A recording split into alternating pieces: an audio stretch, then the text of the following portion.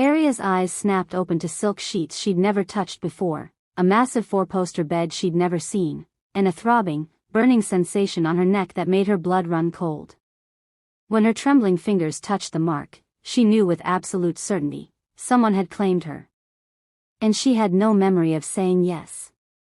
The bite mark pulsed under her fingertips, hot and raised like a brand. Her heart hammered against her ribs as she sat up too fast, making the room tilt sideways. This wasn't her cramped closet of a room in the servants' quarters. This was somewhere else entirely. Dark wood furniture that probably cost more than she'd earn in a lifetime. Windows that stretched from floor to ceiling, showing a view of the northern mountains she'd only ever seen from a distance. And that bed, gods, that bed could fit 5 of her. She pressed harder against the mark, and pain shot through her like lightning. What happened? The last thing she remembered was standing in line with 300 other unmated she-wolves at the Alpha King selection ceremony. Her best dress, really her only dress that wasn't falling apart, had felt shabby next to the other females in their designer gowns and perfect makeup. She'd kept her head down, tried to stay invisible like always. Because that's what Omegas did. Especially weak ones like her.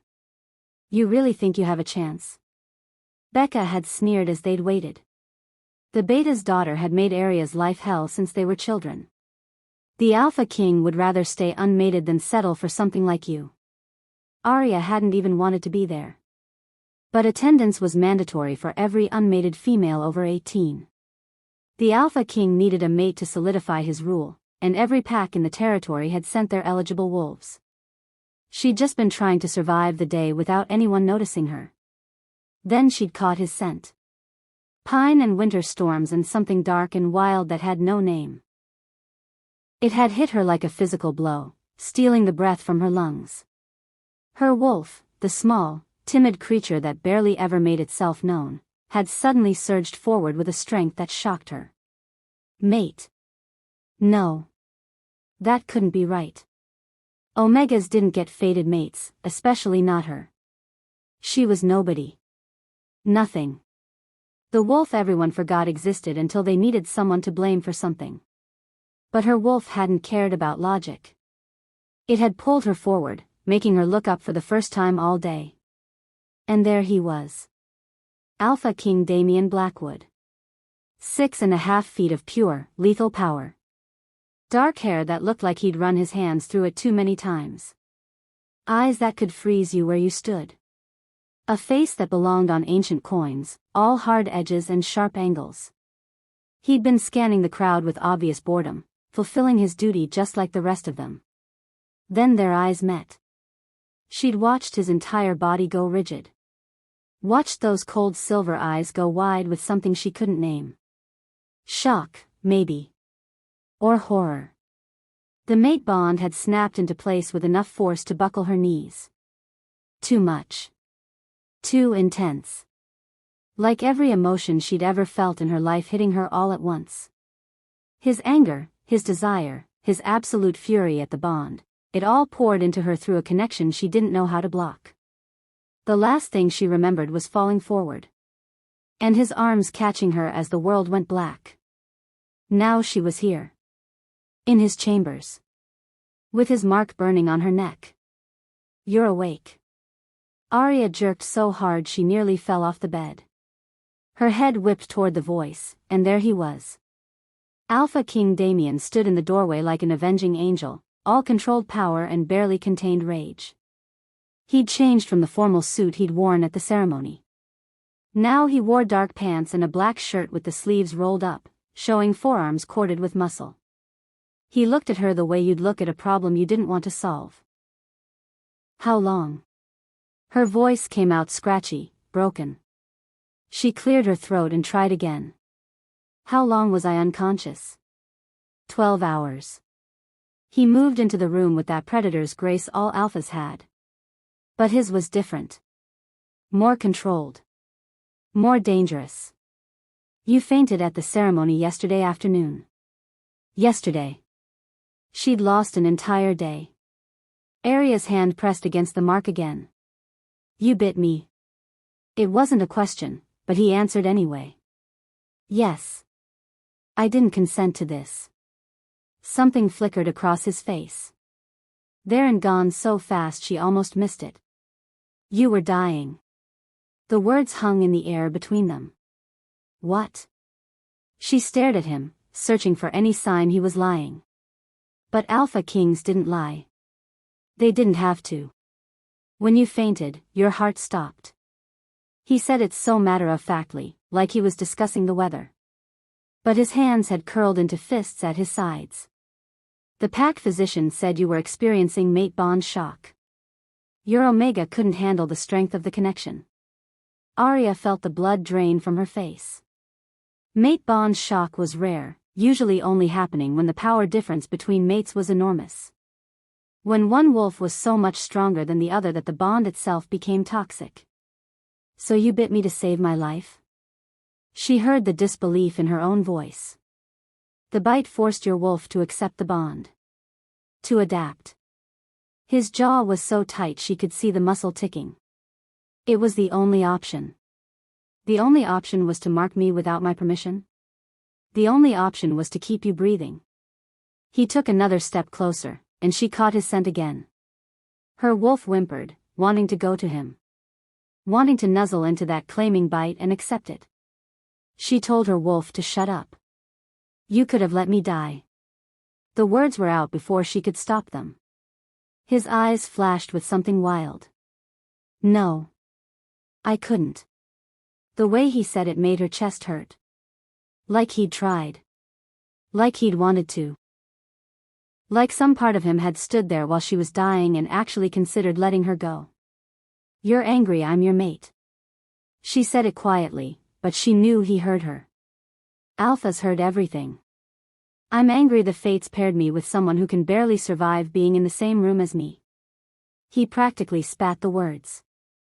I'm angry that I'll spend the rest of my life watching you flinch every time I walk into a room. I don't. You're doing it right now. He cut her off. You've been trying to make yourself smaller since the moment you woke up. You can't even look at me for more than a few seconds. Because he was right. Because she'd spent her whole life learning to take up as little space as possible.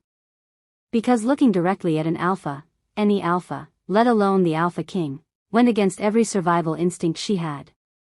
What did you expect? The words burst out of her, surprising them both.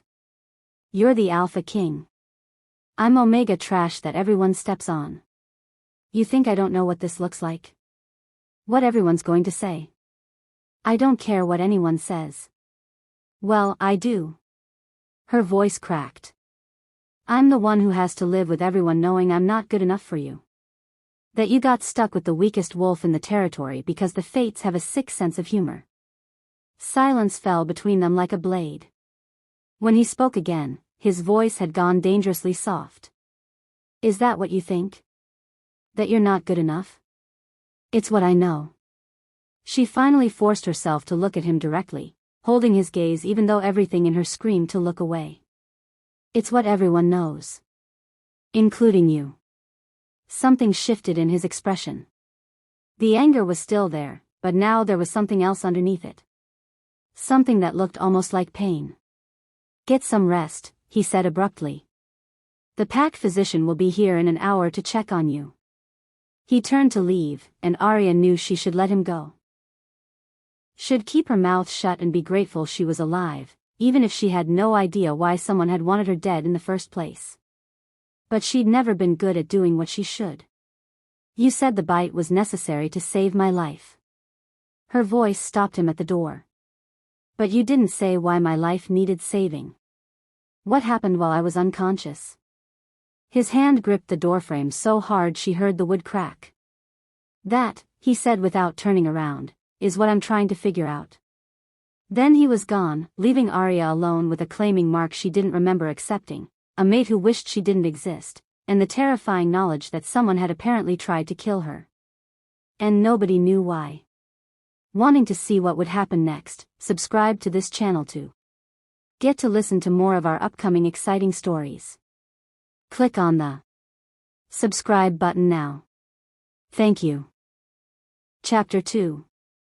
Arya lasted exactly 20 minutes before she threw off those silk sheets and went looking for answers. The pack physician, a stern-faced woman named Dr. Reeves who looked at Arya like she was a particularly disappointing medical specimen, had come and gone.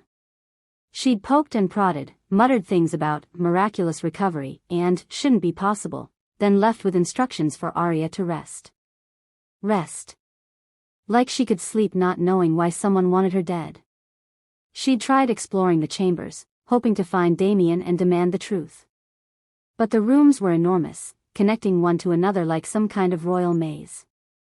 A bedroom the size of her entire pack house back home. A bathroom with a tub that could double as a swimming pool. A sitting room with leather furniture and a fireplace big enough to stand in. Everything screamed power and wealth and a life so far removed from hers they might as well be different species. She just opened what she thought was a closet, and turned out to be another bedroom, when the main door opened. Damien entered with a silver-haired man at his side. The other wolf wore glasses and carried a leather folder like a shield. He took one look at Arya standing there in nothing but the oversized shirt someone had dressed her in and his expression went carefully blank. "Miss Thorne," he said with the kind of politeness that felt like an insult. "You should be resting." "I've been resting for 12 hours. She looked past him to Damien. "We need to talk. This is Richard Ashford, my chief advisor." Damien's voice gave nothing away. "Richard, give us the room." The older man's jaw tightened. "Your Majesty, we have the council meeting in." "I said give us the room." It wasn't loud. Didn't have to be. The command in those words made even Arya's wolf duck its head in submission. Richard left, but not before shooting Arya a look that said he blamed her for every problem in Damien's life. Maybe in the whole kingdom. The door closed with a decisive click. "You were poisoned." Damien spoke before she could. He moved to a side table and poured himself a drink from a crystal decanter. Didn't offer her one. Not in the traditional sense, but poison nonetheless. Arya's heart kicked against her ribs. "I don't understand." Dr. Reeves found traces of a partial mark on your shoulder. He took a drink, watching her over the rim of the glass. "Someone bit you." Started a claiming bond. Then abandoned it before completion. The world tilted sideways. No. No, he couldn't mean. 3 years ago. The words fell from her lips like stones. Beta Marcus. Damien's eyes sharpened. "Tell me." So she did. Because what did it matter now? Everyone in her pack knew anyway. It had been the final nail in her worthless reputation. "I was 15. He was 24. Her voice sounded far away, like it belonged to someone else. "He said I was his mate. That he'd recognize the bond the moment he saw me." She'd been so stupid. So desperate to believe that someone wanted her. That maybe she wasn't as worthless as everyone said. "He marked me one night behind the pack house." The memory made her skin crawl. "Said we had to keep it secret until I turned 18. That his father would never approve of him mating an Omega, but once the bond was complete, there'd be nothing anyone could do." Damien's knuckles had gone white around his glass. I believed him.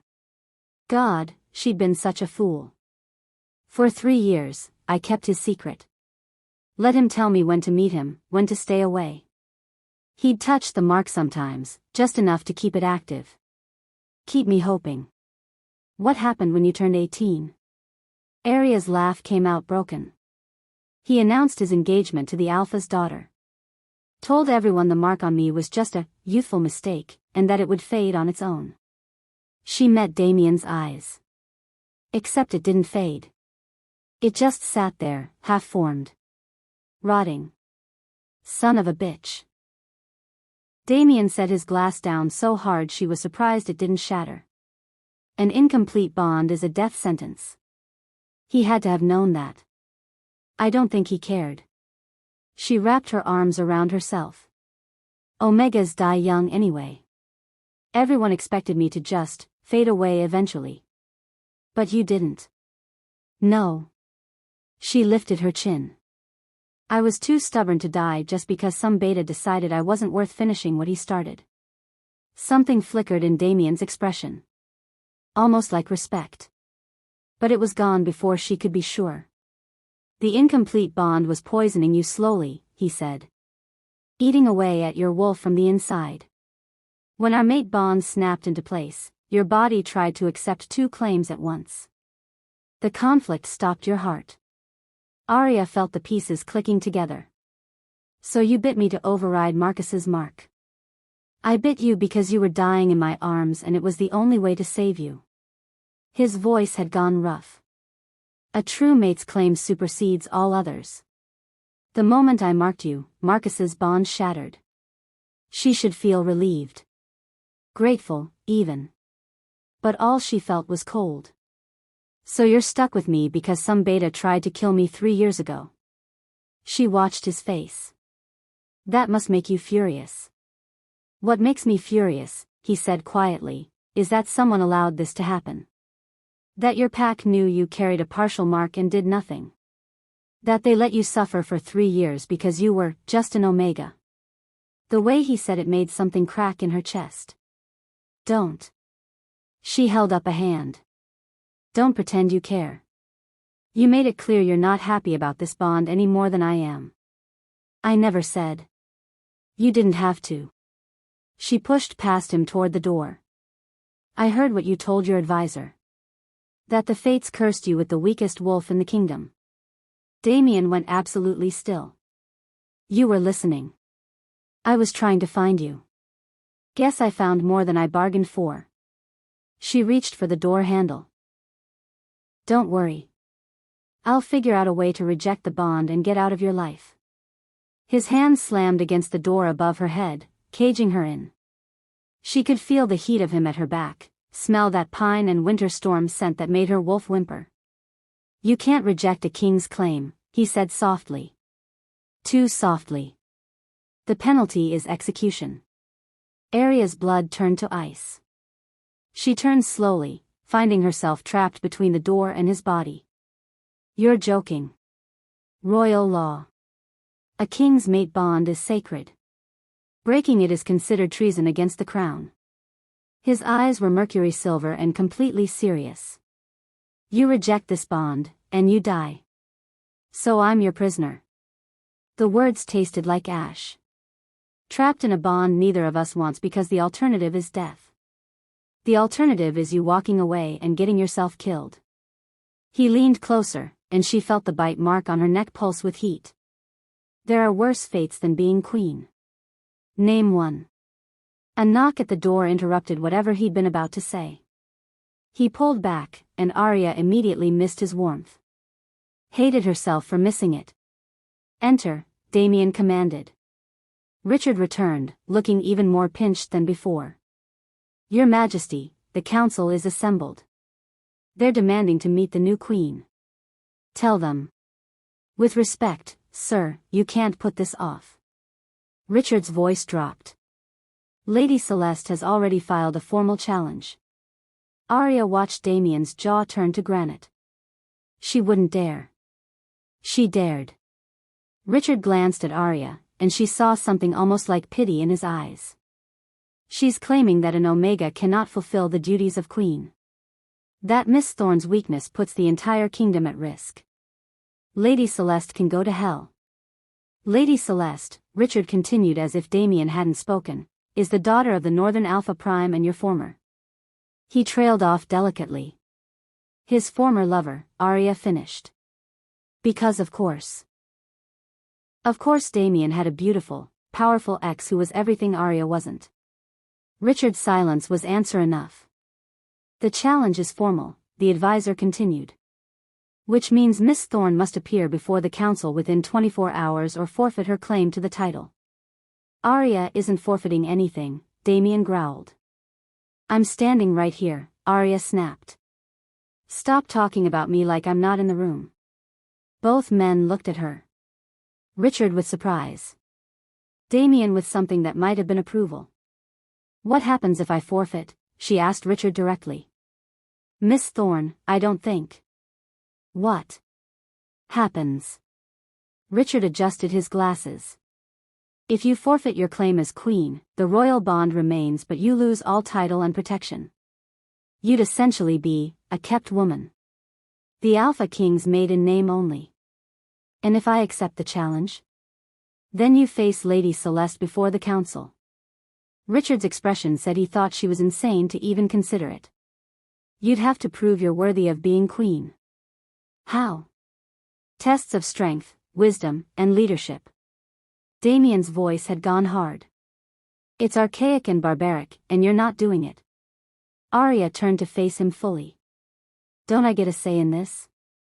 Not when it comes to you walking into a situation designed to destroy you. He moved closer, crowding her against the door again. Celeste is a trained warrior. She's won tournaments against alphas twice her size. You're an Omega who's been recovering from near death for the last 12 hours. So I'm supposed to just roll over and let her take what's mine? The words were out before she could stop them. And they hung there, heavy with meaning she hadn't intended. Damien's eyes darkened. Yours? The title, she said quickly. I meant the title. But they both knew that wasn't quite true. The mate bond pulsed between them, warm and insistent. Arya felt it pulling at her, urging her closer to him. Her wolf wanted to submit, to accept, to curl up in his arms and let him handle everything. But Arya had spent her whole life being told she was nothing. She'd be damned if she let some alpha female take away the one thing, however unwanted, that was actually hers. I'm accepting the challenge, she said. No. It's not your choice. You're my mate. Everything about you is my choice. The sheer arrogance of that statement should have made her furious. And it did. But it also sent a thrill through her that she absolutely refused to examine. Then unmake the bond, she challenged. Let me go. Let me walk away and die or live or do whatever I want without you controlling it. I can't. Won't. Can't. He slammed his hand against the door again, and she heard the wood crack. You think I haven't tried? You think I didn't spend the last 12 hours while you were unconscious trying to find a way out of this? The bond is sealed. Complete. There's no breaking it without killing us both. Then I guess you're stuck with me. She lifted her chin.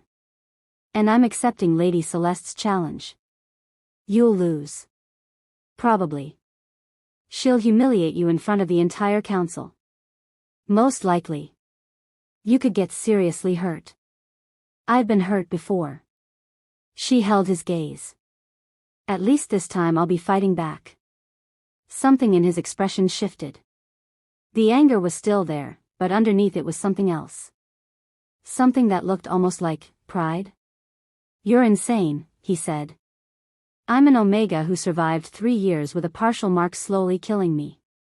She smiled, but there was no humor in it. Insane is the least of what I am. A muscle ticked in his jaw. Then, without warning, he leaned down and pressed his forehead against hers. The gesture was so unexpected, so intimate, that Arya forgot how to breathe. You're going to be the death of me, he murmured. The feeling's mutual. He pulled back, and just like that, the moment shattered. Richard, Damien said without looking away from Arya. Tell the council we'll be there in 1 hour. And find Arya something appropriate to wear. If she's going to face down a challenge, she's going to look like a queen doing it. Richard sputtered something about protocol and proper procedure, but Damien ignored him. 1 hour, he repeated. Then, to Arya, don't make me regret this. Too late, she said. You already do. He almost smiled. Almost. Then he was gone, sweeping out of the room with Richard scrambling to follow. The door closed behind them, leaving Arya alone in chambers that were both a palace and a prison. She walked to the window and looked out at the northern mountains. Somewhere out there was her old pack. The wolves who'd bullied her, ignored her, let her suffer because she was worthless. They'd expected her to fade away. To die quietly like a good little Omega. Instead, she was about to become their queen. Or die trying. The thought should have terrified her. Instead, for the first time in years, Arya felt something almost like hope. She pressed her fingers against the mark on her neck, Damien's mark, not Marcus's rotting claim, and felt the bond pulse with heat. Whatever happened next, at least she'd go down fighting. And if Lady Celeste wanted to challenge her right to be queen? Well, let her try. Wanting to see what would happen next, subscribe to this channel to get to listen to more of our upcoming exciting stories. Click on the subscribe button now. Thank you. Chapter 3. The dress they brought her was a weapon. Deep midnight blue that somehow made her pale skin glow instead of washing her out. Cut to emphasize curves she'd always tried to hide. And the neckline, low enough to showcase Damien's claiming mark like a brand of ownership. Arya stared at herself in the full-length mirror and barely recognized the woman looking back. "You clean up nice," said a voice from the doorway. She spun to find a woman leaning against the frame, arms crossed. Mid-30s, maybe, with auburn hair pulled back in a severe bun and eyes that assessed Arya like a general studying a battlefield. "I'm Morgan." The woman pushed off the doorframe. "Head of the Royal Guard. His Majesty asked me to escort you to the council chamber. And make sure I don't run," Arya finished. Morgan's lips twitched. "And make sure you don't die before you get there. Someone's already tried once. We'd prefer they not succeed on the second attempt." "Right. Because her life wasn't complicated enough without assassination attempts." Arya followed Morgan through corridors that seemed designed to intimidate. Every painting was of some stern-faced alpha king from history. Every statue depicted a warrior in battle. The message was clear: weakness had no place here. They were halfway to the council chamber when it happened. The surge hit Arya like lightning through her veins. Power, raw and wild and absolutely terrifying, flooded through her body. Her vision went white. Her knees buckled. Morgan caught her before she hit the marble floor. "What the hell?" The guard's voice came from very far away. "Are you having a seizure?" But it wasn't a seizure. It was something else. Something that made every nerve ending in Arya's body light up like she'd touched a live wire. She could feel the stone beneath her feet, the air moving through the corridor, the heartbeats of every living thing in the palace. It was too much. Way too much. Then, as suddenly as it started, it stopped. Arya sagged against Morgan, gasping. What was that?" "I was hoping you'd tell me." Morgan helped her straighten. "Your eyes just went pure silver for a moment. Like the moon itself was looking out through them." "That's impossible. Omegas didn't have power. They were the bottom of the hierarchy for a reason, weak wolves, weak abilities, weak everything. Except that Surge hadn't felt weak." "We need to tell the Alpha King," Morgan said. "No." Arya grabbed her arm. "Please. Not yet. Not until I understand what's happening." Morgan studied her for a long moment. "You have until after the council meeting. Then I'm telling him whether you like it or not." It was more than Arya had any right to ask for. She nodded. They continued toward the council chamber in silence. The chamber was exactly as intimidating as Arya had feared. 20 wolves sat in a semicircle of raised seats, all of them radiating alpha power. At the center, elevated above the rest, was Damien's throne. And standing at the base of those steps, beautiful and deadly in crimson silk, was Lady Celeste. She looked like war dressed up for a party. Blonde hair that fell in perfect waves. A body that belonged on magazine covers. And eyes, cold blue eyes, that tracked Arya's entrance like a predator watching prey limp into the kill zone. "The Omega arrives," Celeste announced, her voice carrying through the chamber. How quaint. Arya felt every eye turn to her. Felt the weight of their judgment, their disdain, their absolute certainty that she didn't belong here. She lifted her chin and walked toward Damien's throne like she owned the damn place. Damien watched her approach with an expression she couldn't read. He'd changed into formal attire, all black except for the silver crown resting on his dark hair. He looked every inch the king. Remote. Untouchable. Then his eyes dropped to the claiming mark on her neck, and something possessive flashed across his face. Lady Celeste has issued a formal challenge, announced Richard from his position beside the throne. According to ancient law, she has the right to test the Queen's worthiness through trials of. I'm aware of the law, Richard. Damien's voice cut through the chamber like a blade. What I'm not aware of is what gives Lady Celeste the authority to question my choice of mate. With respect, Your Majesty, Celeste said, and there was nothing respectful in her tone, your choice affects the entire kingdom. An Omega Queen is unprecedented. Unheard of. Some might say, unnatural. Some might say a lot of things. Damien leaned forward slightly. That doesn't make them true. Then let her prove it. Celeste turned to face Arya directly. Let her show the council that she's worthy of standing at your side. Surely if the moon goddess truly blessed this union, the Omega will be able to pass a few simple tests. The way she said, Omega, made it sound like a curse. I accept your challenge, Arya said before Damien could respond. The chamber erupted in whispers. Damien's eyes narrowed. They discussed this, or rather, he'd ordered her not to accept and she'd ignored him. But he couldn't countermand her now without making them both look weak. Very well. Celeste's smile was all teeth. The first trial begins. Tomorrow, Damien interrupted. Arya has been recovering from a serious medical condition. She'll have 24 hours to prepare. Medical condition? One of the council members, an older alpha with graying hair, leaned forward. What kind of medical condition? Arya saw Damien's jaw tighten. He didn't want to reveal the incomplete bond, she realized. Didn't want the council knowing someone had already tried to destroy her before she'd even arrived. Nothing that concerns the council, Damien said. With respect, Your Majesty, everything about your mate concerns us. The councilman's eyes fixed on Arya. Especially if she's too weak to even survive the mate bond. That was when the second surge hit. This time, Arya felt it building. Felt the power rising up from somewhere deep inside her, demanding release. Her vision started to blur at the edges, silver creeping in like moonlight through fog. No. Not here. Not in front of everyone. She dug her nails into her palms, using the pain to anchor herself.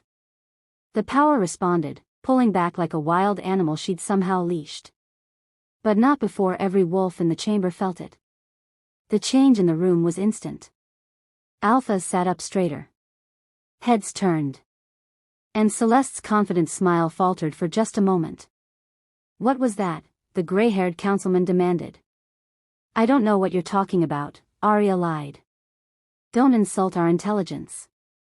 Another council member, a woman with sharp features and sharper eyes, stood. We all felt that surge of power. That was Omega energy, but it was wrong. Too strong. Maybe your perception is wrong, Arya shot back. The trial is postponed until tomorrow, Damien announced, rising from his throne. The command in his voice made even the council members sit back down. This session is over. Your Majesty. I said it's over. He descended the steps and held out his hand to Arya. Come. She took it, and the moment their skin touched, she felt it, that bond between them, thrumming with energy. His power recognizing hers. Alpha meeting, whatever she was. They'd almost reached the chamber doors when a new voice stopped them. If I may, Your Majesty. An ancient wolf emerged from the shadows at the back of the chamber. He wore simple brown robes and leaned heavily on a gnarled walking stick.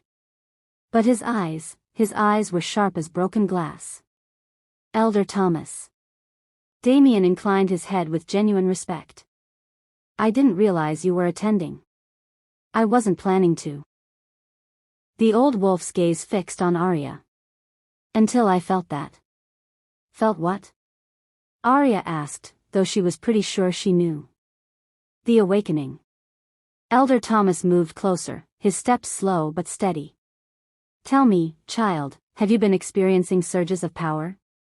Moments where you can feel everything and everyone around you? Arya's silence was answer enough. Fascinating.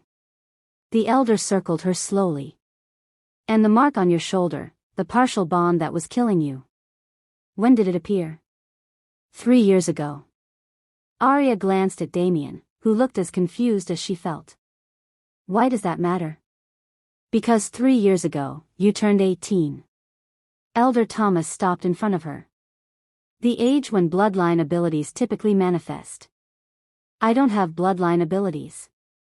I'm an Omega. You're descended from the Lunar Priestess line, the elder corrected.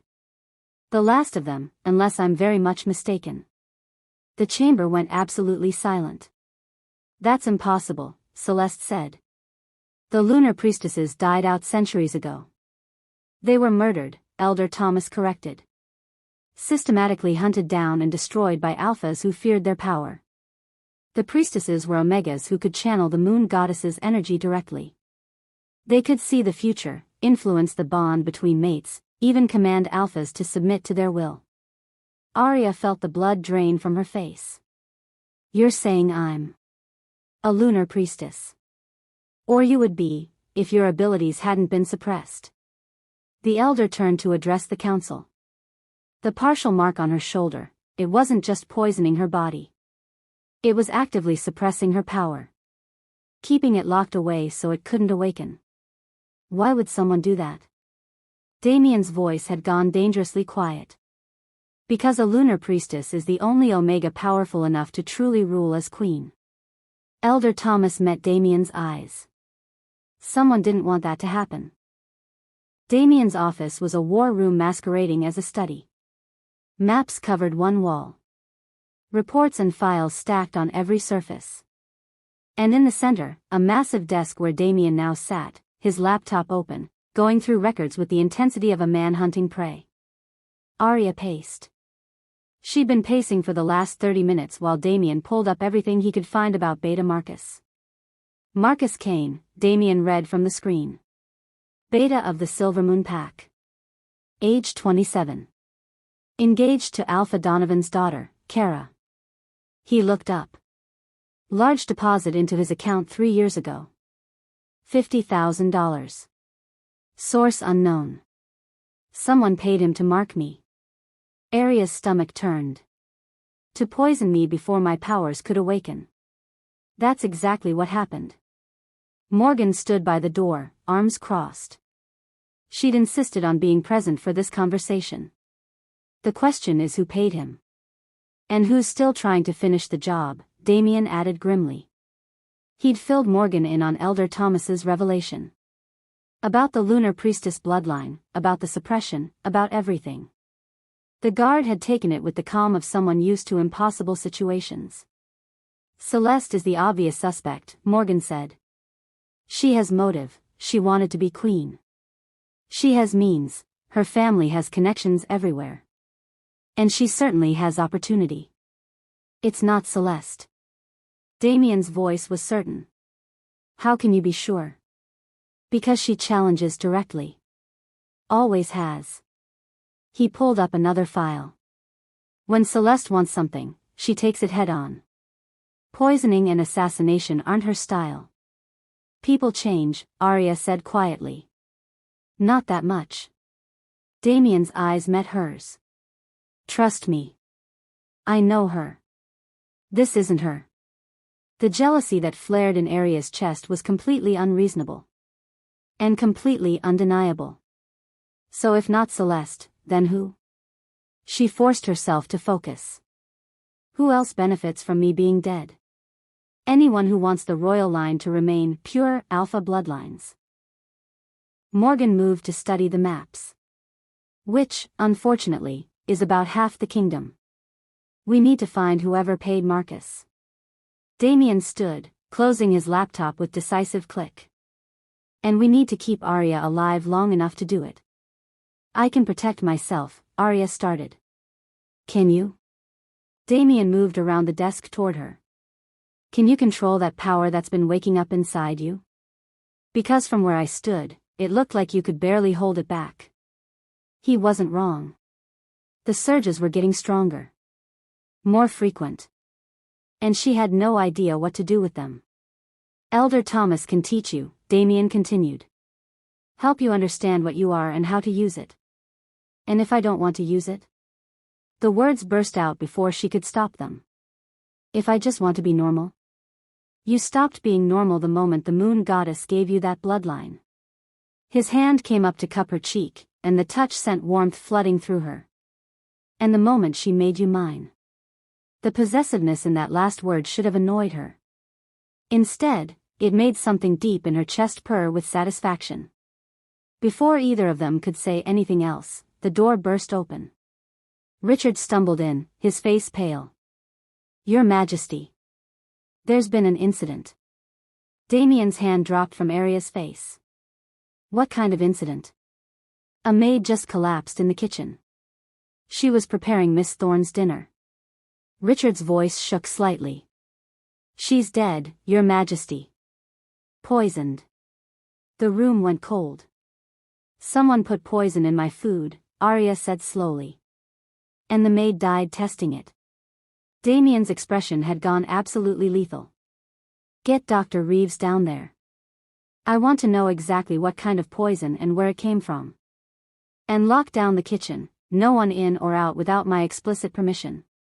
Richard nodded and fled. Morgan was already moving toward Arya. We need to get you somewhere safe. Nowhere in this palace is safe. Damien's eyes blazed with fury. Not while whoever's behind this is still here. Then we draw them out. Arya heard herself say it before she'd fully thought it through. We make them think they succeeded. Both Damien and Morgan turned to stare at her. Absolutely not, Damien said. It's the only way. Arya's mind was racing now, pieces clicking together. We announce that I've been poisoned. That I'm in critical condition. Whoever's behind this will make a move, either to finish the job or to celebrate their success. Either way, we'll have them. You want to make yourself bait. Damien moved closer, crowding her against his desk. You want to paint a target on your back and see who takes the shot. I already have a target on my back. She lifted her chin. At least this way, I'm choosing when and where it appears. No. It's not your decision. The hell it isn't. His hands came up to frame her face, holding her still. You're my mate. My queen. And I don't use people I care about as bait.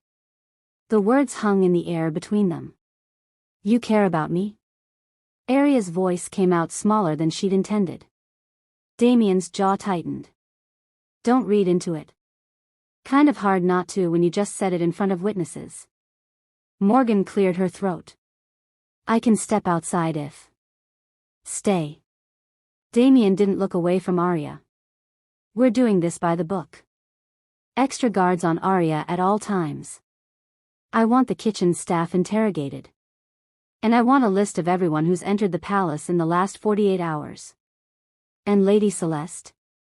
Morgan asked. Keep an eye on her. But quietly. Damien finally released Arya and stepped back. If she is involved, I don't want to spook her into running. And the council meeting tomorrow? Arya asked. The challenge? Still happening. Damien's expression was granite. But with new rules. No trial by combat. No physical tests that could be sabotaged. If Celeste wants to challenge you, it'll be through tests of knowledge and leadership. She'll call that favoritism. I don't give a damn what she calls it. He moved to pour himself a drink from the bar in the corner. She can either accept the new terms or withdraw her challenge. She won't withdraw. Then she'll lose. He downed the whiskey in one swallow. Because you're going to show that council exactly what a lunar priestess can do. Arya wanted to argue. Wanted to point out that she couldn't control her power, that she had no idea what she was doing, that putting her in front of the council was a disaster waiting to happen. But the look in Damien's eyes stopped her. It wasn't the cold indifference from before. Or the anger at being saddled with a weak mate. It was something else. Something that looked almost like belief. He believed she could do this. Which was insane, because she didn't even believe it herself. The council reconvened at dawn. Arya had spent the night with Elder Thomas, who tried to explain the basics of lunar priestess abilities. It had mostly involved a lot of meditation, some herbal tea that tasted like dirt, and a lecture about channeling the moon's energy that had made exactly zero sense. But when she'd finally fallen asleep in the early hours, she dreamed. In the dream, she'd been standing in a temple made of moonlight. And a woman, tall and regal with eyes that glowed silver, had taken her hand. "You are not weak," the woman had said. "You are what they feared. Remember that." Now, standing before the council again, Arya tried to hold on to that feeling. The chamber was even more crowded than yesterday. Word had spread about the lunar priestess revelation. About the poisoning attempt. About everything. Every seat was filled. And standing in the gallery, watching with undisguised contempt, was Lady Celeste. "The challenge will proceed under modified terms," Richard announced.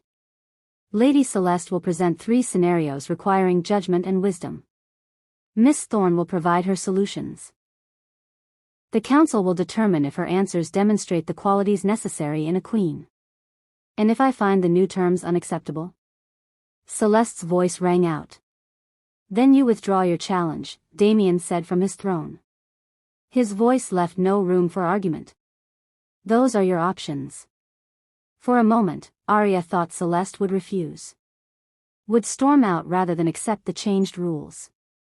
Then she smiled. "Very well. Let's see what the Omega knows." The first scenario was about trade disputes.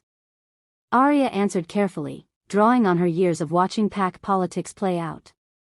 The second was about managing internal pack conflicts. She spoke about balance, about hearing all sides, about justice tempered with mercy. With each answer, she felt the council's surprise. They'd expected her to flounder. To prove them right about Omegas being too weak to lead. Instead, she was showing them something else entirely. The third scenario was different. "A member of your own pack stands accused of treason," Celeste announced. "There's evidence they've been selling information to your enemies. But they're also your mate's closest friend, someone the Alpha King trusts implicitly." Her smile was razor sharp. "What do you do?" It was a trap. Arya could see it clearly. Answer that she'd prosecute, and she'd look disloyal to Damien. Answer that she'd protect the friend, and she'd look weak on treason. The council leaned forward, waiting. Arya took a breath. And felt that power inside her, that lunar priestess energy, rise up like a tide. "I'd find out why," she said quietly. The chamber went silent. "Excuse me?" Celeste's smile faltered. "I'd find out why they did it." Arya's voice grew stronger. "Because someone the Alpha King trusts implicitly doesn't commit treason without a reason. Either they're being coerced, blackmailed, threatened, forced to choose between loyalties. Or the evidence is planted to destroy that trust and weaken the king." She turned to address the council directly. "You want to know if I'm worthy to be queen? Here's what I know: ruling isn't about making easy choices. It's about understanding that nothing is ever simple. That justice without wisdom is just cruelty by another name. And that sometimes the strongest thing you can do is admit you don't have all the answers." The power inside her pulsed, responding to her emotion. And for just a moment, her eyes flashed silver. Every wolf in the chamber felt it. "But here's what else I know," Arya continued, and now there was steel in her voice. "I know that someone tried to kill me 3 years ago by poisoning me with an incomplete bond. I know that someone tried again yesterday by putting poison in my food. And I know that whoever's behind it is in this palace. Possibly in this room." She let her gaze sweep across the council. "So before you question whether I'm worthy to be your queen, maybe ask yourselves this: who's afraid enough of an Omega to want her dead? Because that says a lot more about them than it does about me." Silence fell like snow. Then, slowly, Damien rose from his throne. He descended the steps with that predatory grace, every eye tracking him. And when he reached Arya, he didn't stop. Didn't hesitate. He pulled her against him and kissed her in front of the entire council. It wasn't gentle. Wasn't sweet. It was claiming and possessive and absolutely deliberate. When he finally pulled back, his voice carried through the chamber like thunder. "This is my queen and my mate." The words rang with command and absolute finality. "And the next person who questions her right to either title answers to me personally." The threat was clear. And deadly serious. Damien turned to face the council, keeping Arya tucked against his side. The challenge is over. Arya has proven herself more than worthy. His eyes found Celeste in the gallery. Unless anyone else wants to step forward? No one moved. Good. He looked at Richard. Draft an official announcement. The coronation will take place in 1 week. Your Majesty, Richard stammered. A week isn't enough time to. 1 week, Damien repeated. And I want extra security on Arya at all times. If anyone so much as looks at her wrong, I want to know about it. He started to lead Arya from the chamber, then stopped. Oh, and Richard? Find Beta Marcus Kane. I want him brought to the palace. In chains if necessary. Yes, Your Majesty. As they walked out, Arya could feel every eye on them.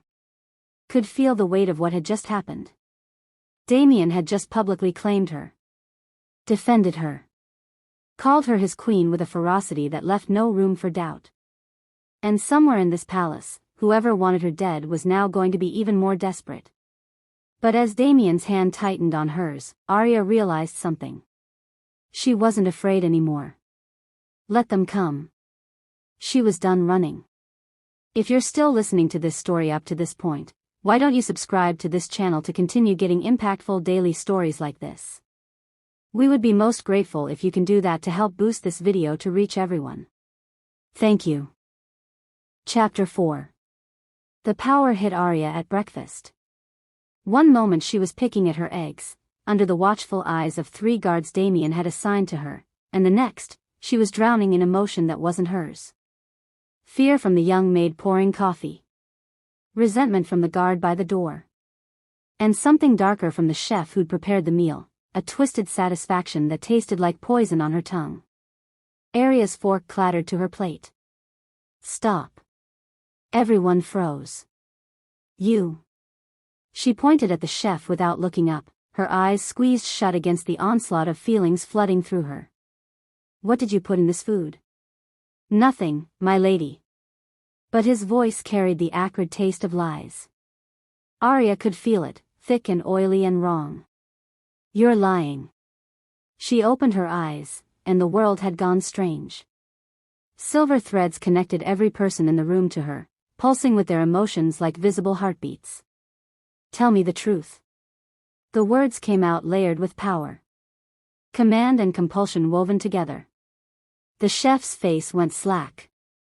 Nightshade extract, he said in a monotone. In the tea. The guards moved instantly.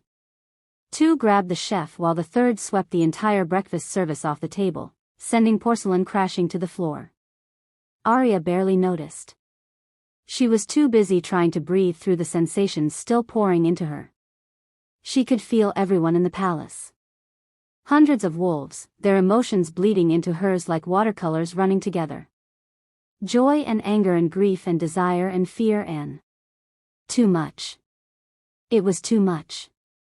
Get the Alpha King, someone was shouting. Get him now. Then Damien was there, his hands on her face, his scent wrapping around her like a shield. Look at me, he commanded. Arya. Look at me. She forced her eyes to focus on his. And the moment their gazes locked, something clicked into place. The overwhelming flood of emotion pulled back like a tide, leaving her gasping. What's happening to me? Her voice broke. Your abilities are manifesting. He pulled her against his chest, and she could feel his heart racing. Elder Thomas warned this might happen. The more you use your power, the stronger it gets. I can feel everyone. She fisted her hands in his shirt. Every emotion, every lie, everything. Then we teach you control. His hands stroked down her back. But first, he looked over his shoulder at the guards holding the chef. Who paid you? The chef's mouth snapped shut. But Arya could feel the answer sitting behind his teeth, fighting to get out. She pulled away from Damien and faced the man directly. Tell us who paid you. Again, that compulsion in her voice. That power that demanded truth. The chef's resistance crumbled like sand. Prince Kael. He paid me $5,000 to put poison in anything meant for the Omega. The room went absolutely silent. My brother, Damien said slowly, dangerously, hired you to kill my mate. He said it had to look like an accident. That he'd protect me if I was caught. The chef was sweating now, words pouring out like water. He said the Omega was dangerous. That she'd destroy the kingdom if she became queen. Arya felt Damien's rage before she saw it. Felt it building inside him like a nuclear bomb waiting to detonate. Where is Kael now? His voice had gone deadly quiet. I don't know, Your Majesty. I swear I don't. He's in the East Wing, Arya interrupted. She could feel it through those silver threads connecting her to everyone in the palace. Could trace them back to their sources like following a map only she could see. With 12 other wolves. They're planning something. Damien's eyes snapped to hers. Are you certain? She nodded. And she was. She could feel Kael's presence like a dark stain on the other side of the palace. Could feel his anticipation, his certainty, his absolute conviction that he was about to win. Morgan. Damien barked. The guard captain appeared in the doorway, already armed. Sir. Kael's in the East Wing with a dozen wolves. Gather your team, Anne. It's too late, Arya whispered. Because she could feel them moving now. Feel Kael's satisfaction sharpening into action. They're coming here. The explosion took out the breakfast room's main door. Arya found herself shoved behind Damien as smoke and debris filled the air. Through the chaos, she watched wolves pour into the room, all of them wearing the crimson armband of House Blackwood. Damien's own family crest. Turned against him. And walking through the smoke like an avenging angel was Kael. He looked like a darker version of Damien. Same height, same build, same predatory grace. But where Damien's eyes were silver, Kael's were black as midnight. And where Damien's face showed control, Kael's showed triumph. Brother, Kael said warmly. We need to talk. They'd been moved to the throne room. Kael's wolves had surrounded them efficiently, professionally. No one had been killed, yet, but the message was clear. This wasn't a request. Now Arya sat beside Damien's throne, her hands bound with silver chains that burned against her skin. Damien sat on the throne itself, also chained, his face carved from granite. Morgan and her guards were on their knees in front of the dais, held at sword point. And Kael stood at the base of the steps, looking up at his brother with something almost like pity. You always were too honorable for your own good, Kael said. Father knew it. That's why he made me swear I'd protect the kingdom from your weakness. Father made you swear to serve your king. Damien's voice could have frozen fire. Not stage a coup. I am serving. Kael began climbing the steps slowly. By removing a threat to our bloodline. An Omega Queen, Damien? Really? You'd dilute centuries of Alpha heritage for a mate bond? Careful, Damien said softly. You're talking about my queen. I'm talking about an abomination. Kael's mask of civility cracked. The lunar priestesses were destroyed for a reason. They were too powerful. Too dangerous. They could make alphas grovel, could manipulate bonds, could turn the natural order on its head. So you tried to kill her. Arya's voice rang out across the throne room. You paid Marcus to mark me 3 years ago. To poison me before I could ever meet Damien. Kale's smile was all teeth.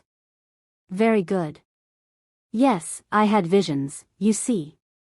Dreams sent by wolves who still practice the old magic. They showed me a lunar priestess rising. Showed me her standing beside my brother, making him unstoppable. He turned to face the gathered crowd, council members, guards, staff, all held by Kale's wolves. I couldn't allow that. So I found the priestess before she knew what she was.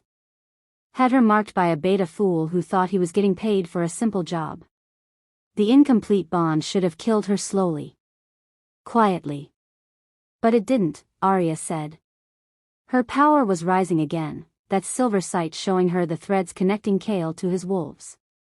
Showing her something else, too, something dark wrapped around Damien like chains she couldn't see. Because you'd already cursed Damien. The room went deadly silent. Kale's expression shifted. How did you? I can see it.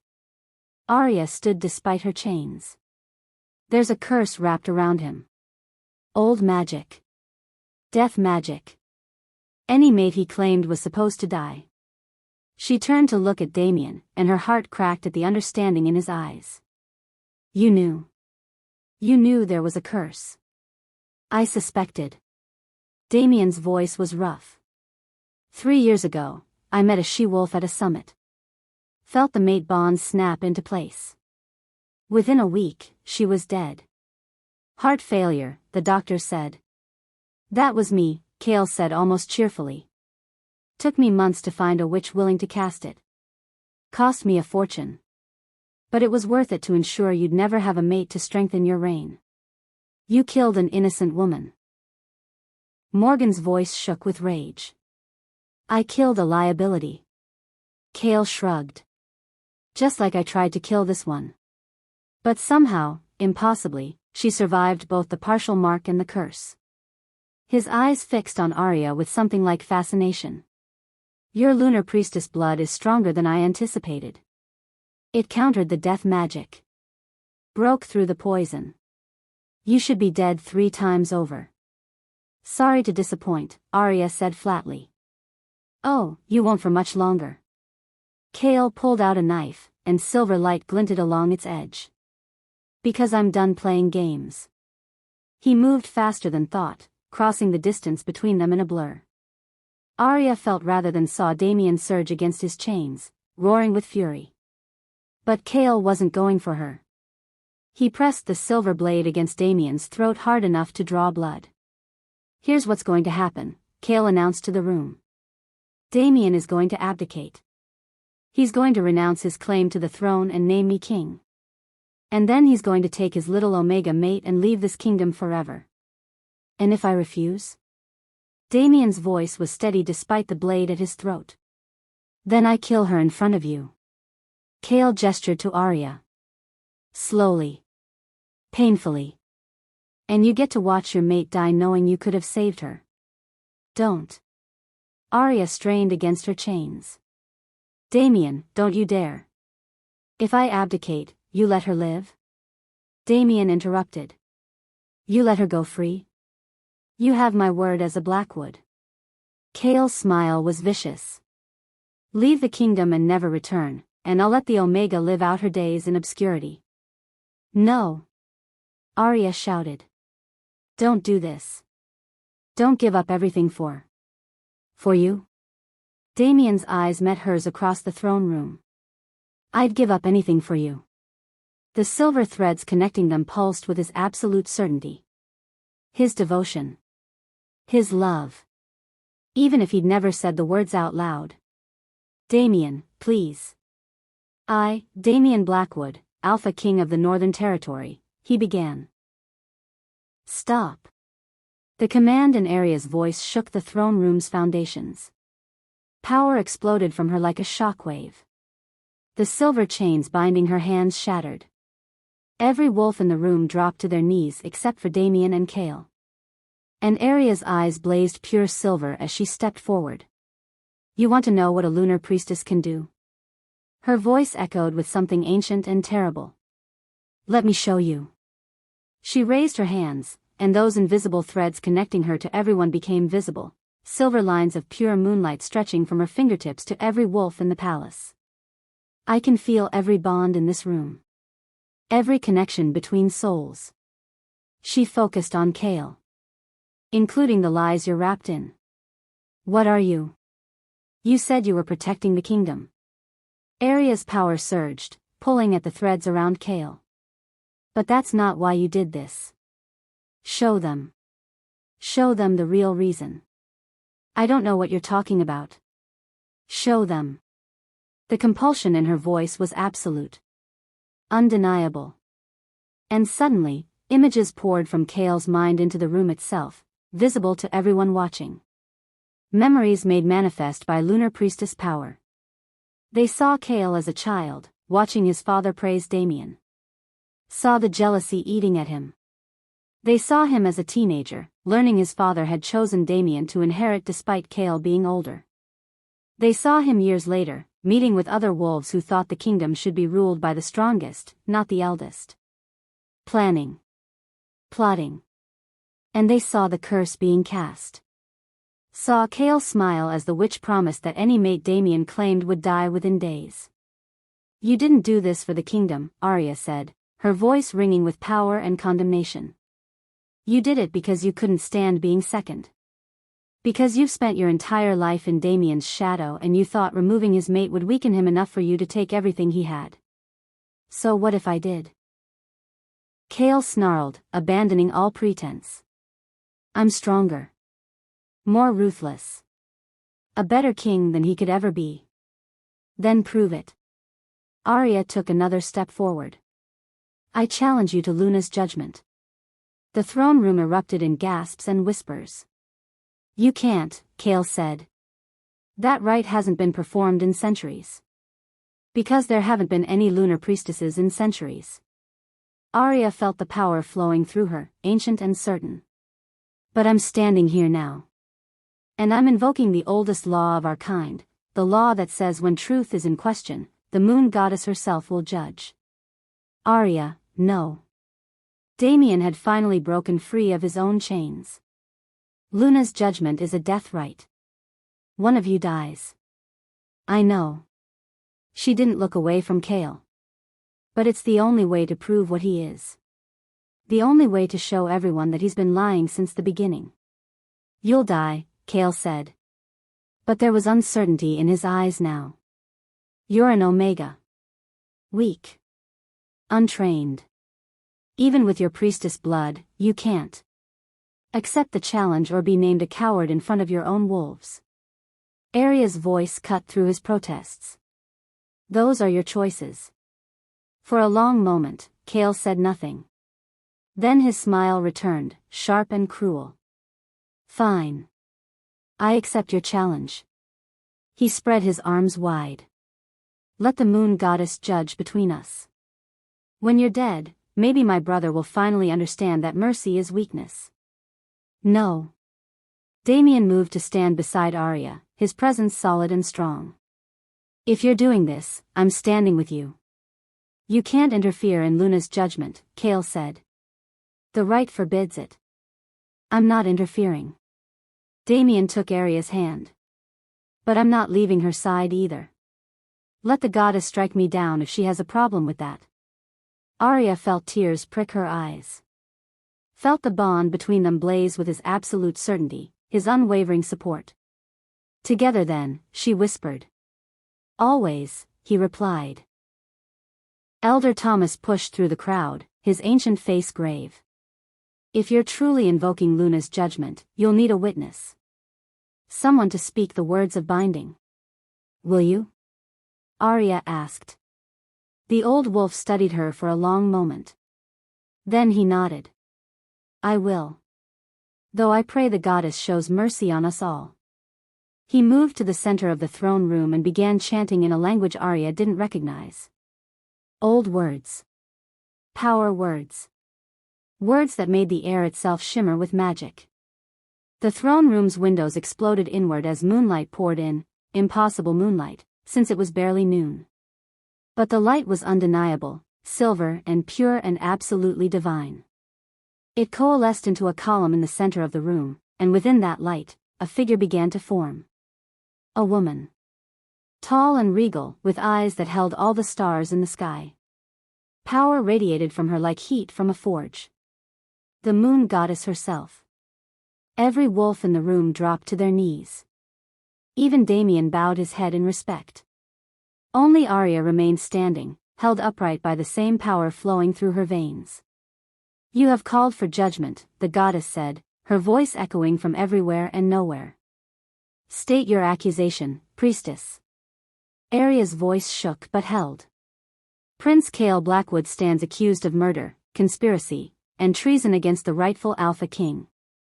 He cursed his own brother. Paid to have me marked and poisoned. Staged a coup to steal the throne. And he did all of it for power, not protection." The goddess turned her gaze to Kael. "And you? Do you deny these accusations?" "I deny nothing." Kael lifted his chin defiantly. "I did what was necessary to save the kingdom from my brother's weakness. From the threat of a priestess queen. You did what was necessary to satisfy your own ambition." The goddess's voice was gentle but absolute. "You wrapped your jealousy in righteousness and called it justice." She raised one hand, and Kael screamed. The dark magic wrapped around him became visible, black threads eating into his soul like acid. The curses he'd cast. The lives he'd destroyed. Every wrong deed written on his very essence. "You have been judged," the goddess said. "And found wanting." "No." Kael collapsed to his knees. "No, I did what was right.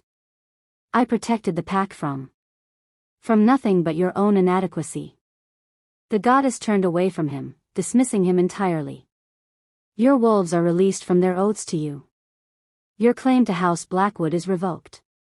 And your life is forfeit." "Wait." Damien stepped forward. "Goddess, with respect, he's still my brother." The divine being studied him. "You would show him mercy? After everything he's done?" "I would show him justice." Damien's voice was steady. "Execution is too easy. Let him live, stripped of title, power, and honor. Let him watch what he tried to destroy flourish without him." For a long moment, the goddess said nothing. Then she smiled. "You will make a wise king, Damien Blackwood." She turned back to Kael. "Your life is spared at your brother's request.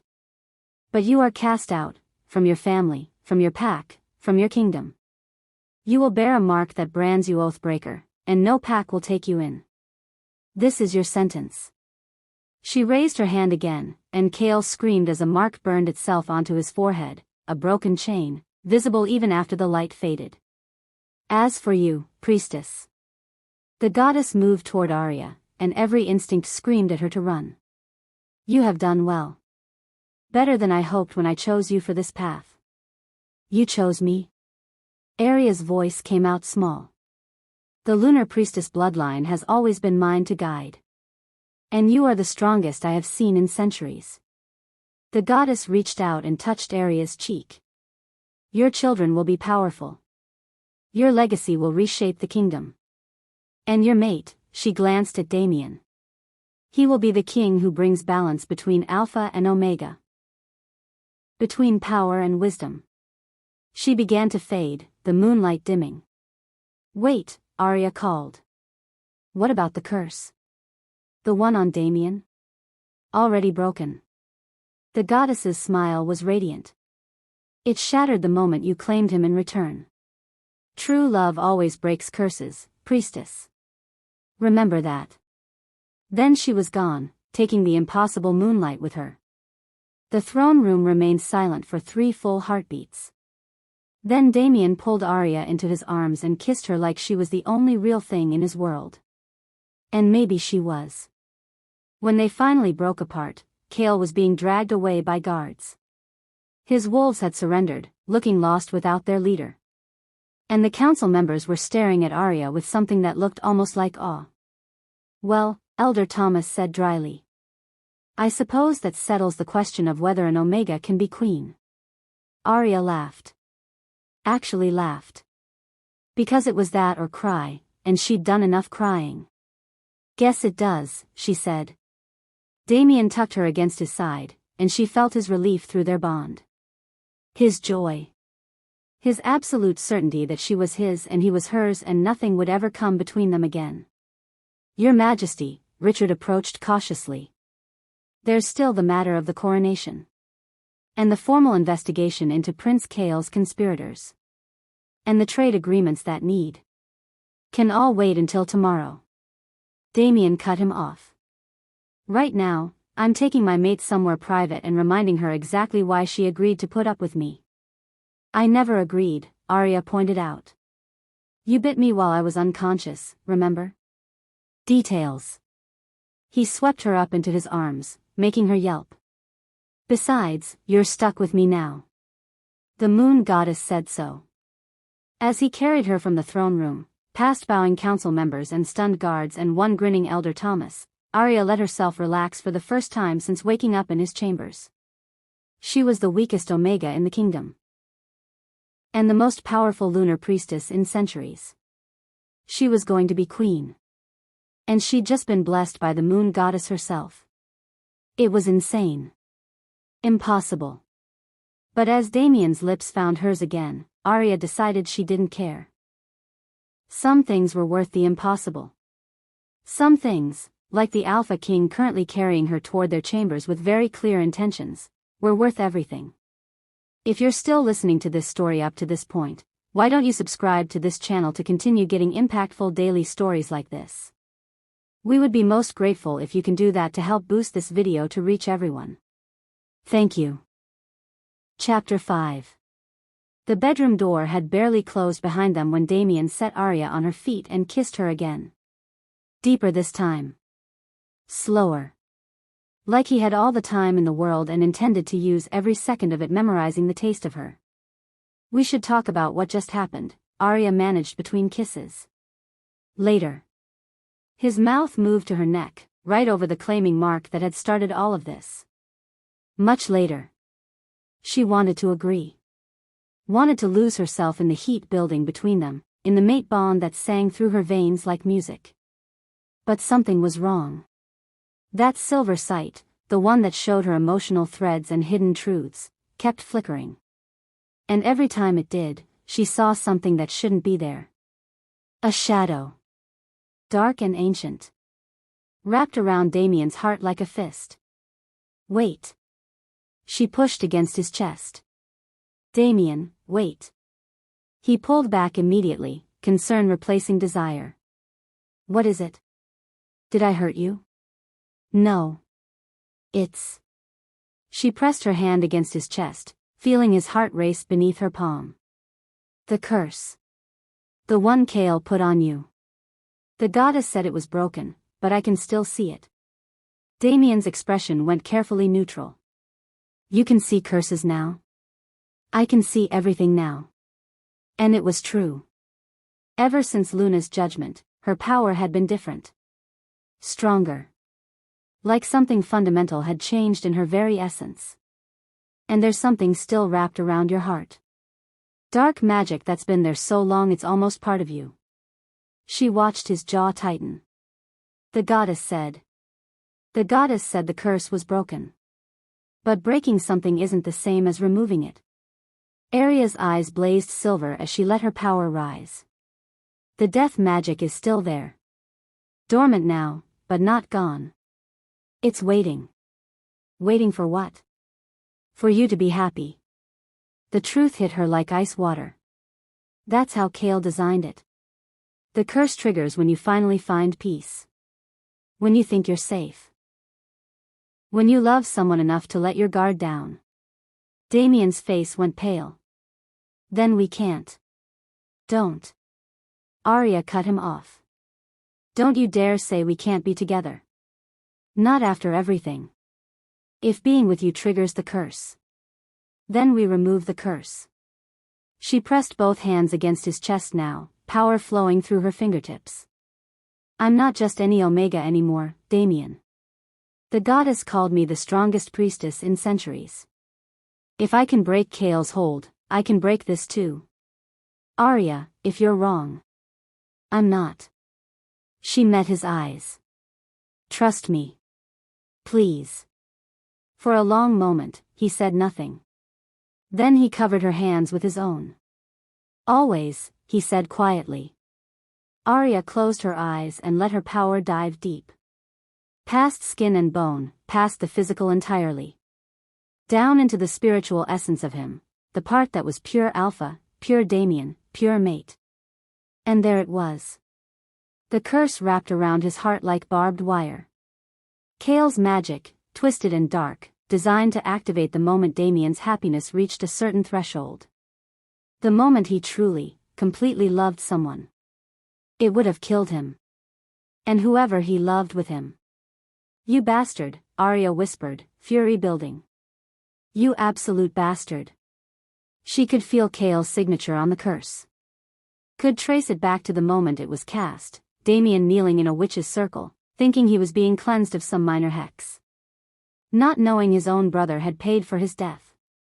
The rage that filled Arya was incandescent. And with it came power like she'd never felt before. It exploded from her core, not silver now but pure white light. It poured through Damien, burning away the curse like sunlight through shadow. She felt it scream as it died, felt Chaol's magic shatter into nothing. But as the curse broke, something else happened. Memories flooded into her. Not hers. Not Damien's. Ancient memories. Centuries old. Memories of a woman standing in a temple of moonlight, power blazing from her fingertips as she healed a dying alpha. Memories of that same woman training other Omegas, teaching them to channel the goddess's power. Memories of betrayal and fire and murder as alpha wolves decided that priestesses were too dangerous to live. And the woman's final words before she died, I will return. When the balance is threatened. When the kingdom needs healing. I will return. Arya's eyes snapped open. I'm her. What? Damien was staring at her, and she realized she was glowing. Actual light radiating from her skin like she'd swallowed the moon. The first lunar priestess. The one who started it all. Her voice sounded strange even to her own ears. Layered. Like multiple people speaking at once. She didn't just pass down her bloodline. She put her soul into it. Waiting for the right moment, the right crisis, to be reborn. Arya. I'm the reincarnation of the original priestess. The truth settled into her bones, absolute and undeniable. That's why I survived the partial mark. Why the curse couldn't kill me. Why my power is so much stronger than it should be. The glow around her intensified, and Damien had to look away. I can see everything now, Arya continued. Every crime Chaol committed. Every wolf he bribed or threatened or killed. Every deal he made in the shadows. She turned toward the window, but she wasn't seeing the palace grounds. She was seeing beyond, into the throne room where Chaol was being held. Into the minds of his conspirators. Into the truth of everything he'd done. The pack needs to see this, she said. They need to know exactly what he is. How? Damien asked. They'll just think we're lying. That we're trying to justify executing my brother. Arya smiled, and it was the ancient priestess's smile as much as her own. Then I'll show them. All of them. At once. She raised her hands, and the world went white. Every wolf in the palace. Every guard, every servant, every council member, suddenly found themselves standing in the throne room. Not physically. Their bodies remained where they were.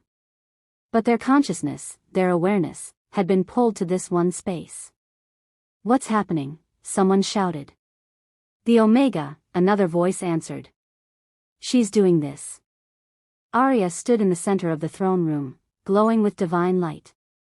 Beside her, equally present in this spiritual vision, was Damien. And kneeling on the floor between them, held by guards who existed in both the physical and spiritual realm, was Chaol. You want proof of his crimes?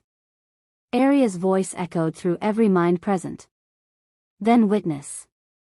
She gestured, and the air filled with images. They saw Chaol meeting with a dark witch 3 years ago. Saw him describe Damien in detail, saw the witch smile as she explained the curse. Saw Chaol pay her in blood-soaked gold and promise her sanctuary if anyone discovered what she'd done. They saw him receiving visions of Arya. Saw him track down Marcus and pay the beta to mark her, to poison her slowly. Saw him laugh when Marcus reported that the Omega was growing weaker by the day. They saw the first assassination attempt. A she-wolf Damien had met at a summit, her heart giving out mysteriously. Saw Chaol watching from the shadows as Damien mourned. They saw him planning the coup.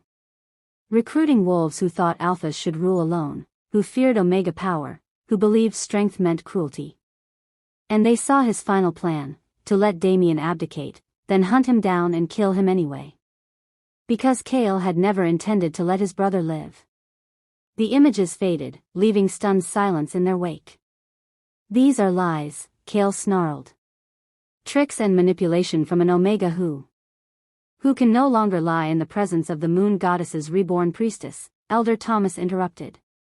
He was one of the few wolves physically present, standing beside Arya with his head bowed in reverence. Those visions came directly from your own memories. Your own thoughts. You cannot deny what we all witnessed. He's right. Lady Celeste emerged from the crowd, and Arya was surprised to see tears streaming down the alpha female's face. I've been investigating Chaol for months. Since before the mate selection ceremony. Every eye turned to her. I thought Damien was involved, Celeste continued. Thought maybe he was planning to eliminate Omega bloodlines entirely. So I started gathering evidence, looking for proof. Her laugh was bitter. Instead, I found proof that Chaol had been sabotaging his own brother for years. Paying off council members. Threatening anyone who showed Damien too much loyalty. She pulled a folder from inside her jacket. How she had it in this spiritual vision, Arya wasn't sure, but the magic made it possible. Bank records. Letters. Testimony from 3 different wolves Chaol tried to recruit. Celeste handed the folder to Richard. Everything you need to prove he's a traitor 10 times over. Why didn't you say anything before? Damien's voice was rough. Because I was the obvious suspect. Celeste met his eyes. If I'd accused Chaol, everyone would have thought I was just bitter about losing you. That I was trying to frame an innocent wolf out of jealousy. She looked at Arya. I needed you to prove yourself first. Needed the kingdom to accept you as queen before any accusations could be taken seriously. So you challenged me, Arya said slowly. Not to destroy me. To force me to show everyone what I could do. I challenged you because the kingdom needed to see that an Omega could be strong. Celeste's smile was sad. And you are. Stronger than any of us imagined. Before Arya could respond, Chaol moved. She didn't see the knife. Didn't know he'd had it hidden until it was already flying through the air, silver blade glinting, aimed directly at her heart. Damien moved faster. He threw himself in front of her, taking the blade meant for her chest directly in his own. No. Arya's scream shattered the spiritual vision, slamming everyone back into their bodies. She was on her knees beside Damien in the actual throne room now. When had they moved here, her hands pressed against the wound in his chest. Silver burned her palms where she touched the blade still embedded in him, but she didn't care. Stay with me. Blood poured between her fingers. Too much blood. Damien, stay with me. His eyes found hers, already starting to glaze. Worth it, he managed. You're worth everything. No. No, you don't get to do this. Tears blurred her vision. You don't get to die for me. Not when we just. The mate bond between them flared suddenly. Blazing with intensity that stole her breath. And Arya understood.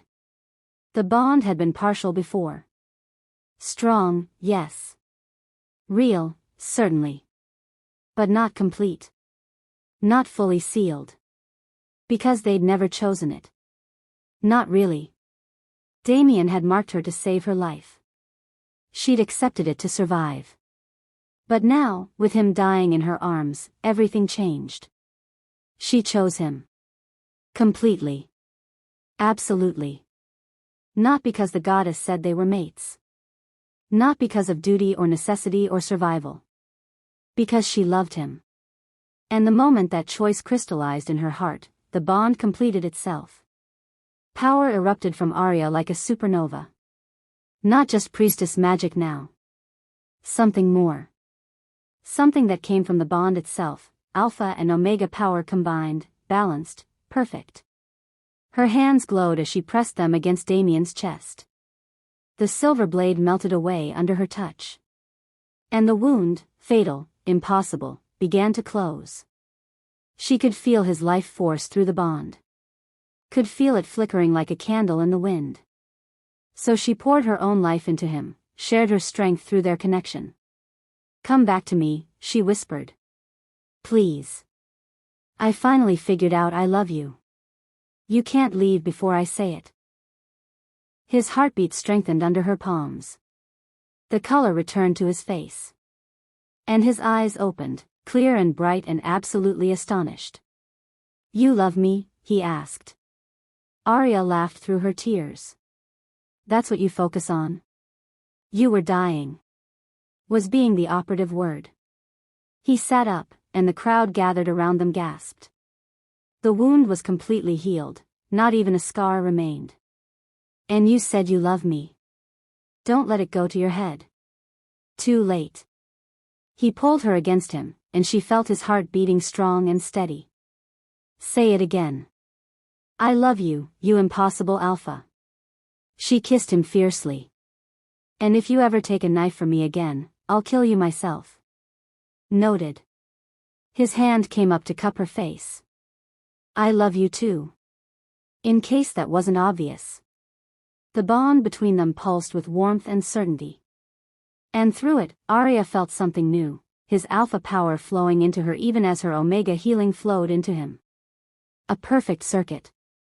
Perfect balance. "What we just did," Damien said slowly. "That shouldn't be possible. A lot of things shouldn't be possible." Elder Thomas limped forward, looking older than Arya had ever seen him. But the ancient texts spoke of this. When an alpha and omega are true mates, not just bonded but perfectly balanced, they can share their abilities. He gains her healing. She gains his strength. "We're stronger together," Arya whispered. Exactly as the moon goddess intended. The elder bowed deeply. "My queen." The title echoed through the throne room as one by one, every wolf present dropped to one knee. Even Lady Celeste. Arya looked around at them, at the pack that had judged her worthless, at the kingdom that hadn't wanted her, at the throne she'd never dreamed of claiming. "What about Chaol?" she asked. The guards were holding him now, the knife throwing having been his final stupid attempt at murder. He looked small suddenly. Diminished. "The sentence for attempted regicide is death," Richard said formally. "Multiple counts of murder and treason raise it to immediate execution." "No," Arya said. Every head turned to her. "He tried to kill you," Morgan protested. "Tried to kill the king. He deserves to live." Arya stood, pulling Damien up with her. The moon goddess already sentenced him. Exile with the Oathbreaker brand. No pack will take him in. He'll spend the rest of his life alone, watching the kingdom he tried to steal flourish without him. She met Chaol's furious eyes. Death would be mercy. This is justice. For a long moment, no one spoke. Then Damien squeezed her hand. "The queen has spoken. The sentence stands." Chaol was dragged away, screaming threats and curses that no one paid attention to. His wolves had already surrendered and sworn new oaths to Damien. It was over. Finally, truly over. The coronation took place 3 days later. Arya wore a gown that seemed to be made of moonlight itself, a gift, Elder Thomas said, from the goddess who had blessed them. Her hair had been pulled up in an elaborate style that made her neck look longer, showcasing the claiming mark with pride instead of shame. The crown they placed on her head was delicate silver, shaped like crescent moons linked together. Light as air but heavy with meaning. "Do you, Arya Thorne, accept the responsibilities of queen?" the high priestess asked. "To lead with wisdom, to protect with strength, to serve with humility?" "I do." Her voice carried through the cathedral without wavering. "Then rise, Queen Arya of the Northern Territory. First Omega Queen in 5 centuries. May the moon goddess guide your reign." The cathedral erupted in cheers, not the polite applause of duty but genuine celebration. Arya was shocked to realize that the kingdom had actually embraced her. She caught Celeste's eye in the crowd. The alpha female smiled and inclined her head with respect. Real respect. Redemption was a strange thing. After the ceremony, after the feast that followed, after shaking what felt like 1,000 hands and accepting 1,000,000 congratulations, Damien finally pulled Arya away to their private chambers. "Tired of being queen already?" he teased. "Tired of sharing you?" She pushed him onto the bed and climbed on top of him. "I've been thinking about something." "Oh?" His hands settled on her hips. "Do tell." "The claiming mark." She traced the one on her own neck. "You gave me yours. To save my life, yes. But also because it was what alphas do. They mark. They claim. They own." His expression grew cautious. "Arya. But we're balanced now," she continued. "Equal partners. Perfectly matched." Her fingers moved to his neck, tracing the unmarked skin there. "So I want to give you something too. A choice, not a necessity." Understanding dawned in his eyes. "You want to mark me?" "Only if you want it." She held his gaze. "Only if you choose it. The way I'm choosing you now. Not because we have to. Because we want to." For answer, Damien tilted his head, exposing his throat in the ultimate show of trust and submission. "Mark me," he said softly. "Make me yours the way I made you mine."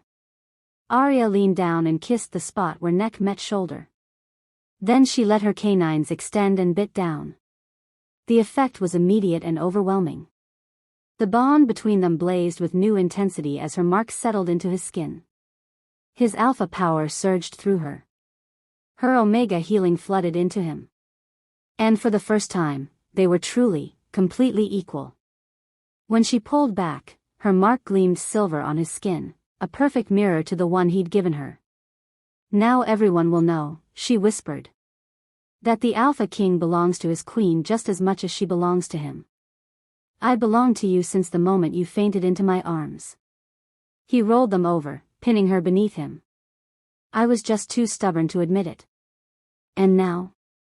Now I'm going to spend the rest of our lives proving it." He kissed her then, deep and claiming and full of promise. And Arya kissed him back, knowing that whatever came next, whatever challenges they faced, they'd face them together. Balanced. Equal. Perfectly matched. The way true mates were always meant to be. Epilogue. The message arrived 3 weeks later. Arya was in the garden, practicing her healing abilities on the roses that had wilted during the winter, when Morgan found her. "Your Majesty." The guard captain looked troubled. "A messenger just arrived from the far north. Beyond our territory. He says he'll only speak to you." Arya's instincts prickled.